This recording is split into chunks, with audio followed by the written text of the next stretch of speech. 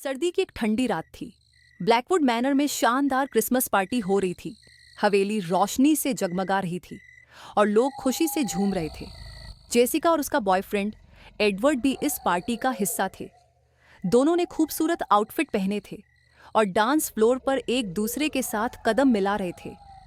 हंसी मजाक और डांस के बीच अचानक एडवर्ड के हाथ से ड्रिंक गिर गई, जो सीधा जेसिका की ड्रेस पर जा लगी। एडवर्ड, तुमने मेरी ड्रेस खराब कर दी, जेसिका ने झूठ मूठ गुस्से में कहा। सॉरी सॉरी, जाओ ठीक कर लो, मैं यहीं हूँ, एडवर्ड ने मुस्कुराते हुए कहा। जेसिका नीचे बने वॉशरूम में अपनी ड्रेस साफ करने चली गई। वॉशरूम में घुसते ही उसने महसूस किया कि वहां कुछ अजीब सा माहौल है। ठंड बढ़ गई थी और हर तरफ अजीब सा सन्नाटा था। उसने शीशे के सामने खड़े होकर अपनी ड्रेस साफ करनी शुरू की। जैसे ही उसने शीशे को देखा, उस पर लिखा था, मैं तुम्हें बहुत मिस कर रहा था। जेसिका इसे देखकर चौंक गई, लेकिन तुरंत हंसने लगी।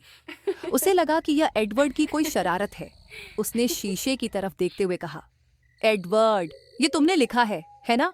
कहाँ हो तुम? मजाक करना बंद करो। तभी उसे शीशे के कोने में एक साया दिखा।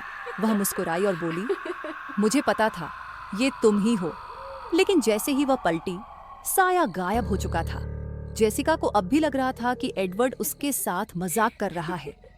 वह उसे ढूंढने लगी, लेकिन जैसे ही वह मुड़ी, उसने देखा कि वही साया ठीक उसके पीछे खड़ा था। उसकी लाल आंखें और डरावनी मुस्कान देखकर जेसिका के होश उड़ गए। साया ने धीरे से कहा, हाय ब्यूटीफुल, आखिर तुम आ ही गई। जेसिका ने डर के मारे चिल्लाना शुरू कर दिया और वहां से भागने की कोशिश की, लेकिन दरवाजा अपने आप बंद हो गया। ठंड और बढ़ गई और वह साया जोर से हंसने लगा। इसी बीच ऊपर पार्टी में एडवर्ड को एहसास हुआ कि जेसिका काफी देर से वापस नहीं आई है। उसने उसे फोन किया, लेकिन फोन कनेक्ट नहीं हो रहा था। घबराकर वह उसे ढूंढने नीचे आया। नीचे पहुंचते ही एडवर्ड ने देखा कि वॉशरूम का दरवाजा बंद है और वहां असामान्य रूप से ठंड थी। उसने दरवाजा खटखटाया और जेसिका का नाम पुकारा, लेकिन अंदर से कोई जवाब नहीं आया। अंदर जेसिका ने एडवर्ड की आवाज सुनी। वह रोते हुए चिल्लाई, एडवर्ड, मुझे यहाँ से निकालो। एडवर्ड ने दरवाजा खोलने की कोशिश की, लेकिन वह नहीं खुला। उसने मदद के लिए आवाज लगाई, लेकिन वहां कोई नहीं था।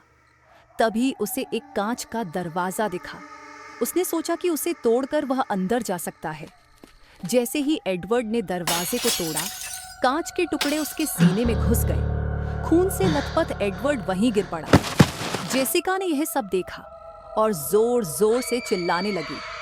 साया जोर से हंसते हुए बोला, तुम सिर्फ मेरी हो, मैं तुम्हें किसी और का नहीं होने दूंगा।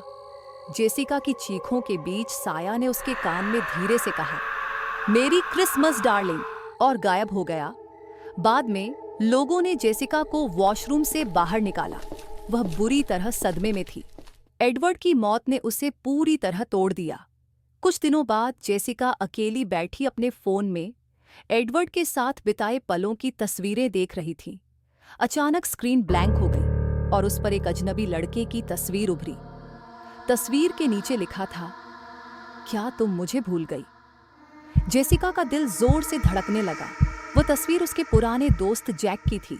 उसने याद किया कि कई साल पहले जैक ने उसे ब्लैकवुड मैनर में ही प्रपोज किया था, लेकिन जेसिका ने सबके सामने उसे ठुकरा दिया।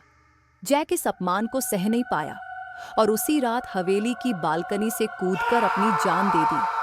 अब जैक की आत्मा उस हवेली में भटक रही थी। वह जेसिका को किसी और का नहीं होने देना चाहता था। यह एहसास होते ही जेसिका गहरे सदमे में चली गई। क्या जेसिका इस श्राप से कभी मुक्त हो पाएगी, या जैक की आत्मा उसे हमेशा के लिए कैद कर लेगी?